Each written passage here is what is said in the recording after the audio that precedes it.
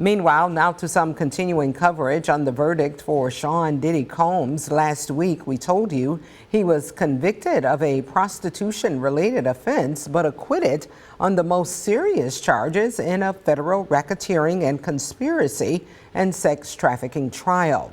ABC 12's Cheryl Coonan spoke with domestic violence prevention organizations in mid-Michigan to hear their reaction to that verdict.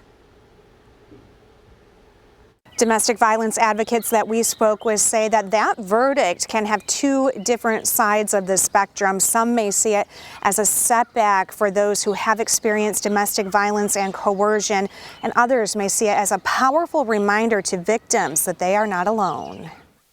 We know that when survivors are seeking justice, it can be difficult for them to prove their case. Combs was found guilty of 2 of the 5 charges he faced, including 2 counts of transportation to engage in prostitution. I was not surprised by the outcome, unfortunately. We see so often in the court system these outcomes where maybe they are charged with certain things, but then some of the more severe charges are completely dropped. Lindsay Richardson of the Bay Area Women's Center and certified domestic violence advocate Grace Stewart both agree more people need to understand coercive control, the root of domestic violence, and the confusion that comes with this type of abuse.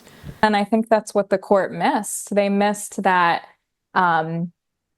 coercive nature of his crimes. Kimberly Sachs is an associate professor of political science at the University of Michigan-Flint. She says the charge of a racketeering conspiracy, or RICO, of which Combs was acquitted, can be one of the most difficult to prove, but the 2 he was convicted of carry substantial prison time.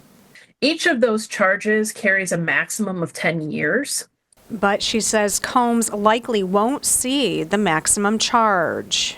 If I were to make a bet, I'd say it's somewhere in the range of, 5 to 7 for both. Richardson says she hopes survivors will continue to come forward despite the outcome of this high-profile case. Any survivor that makes that choice, that wants to seek justice, they're an incredibly brave person to be making that choice. In Bay City, Cheryl Coonan, ABC 12 News.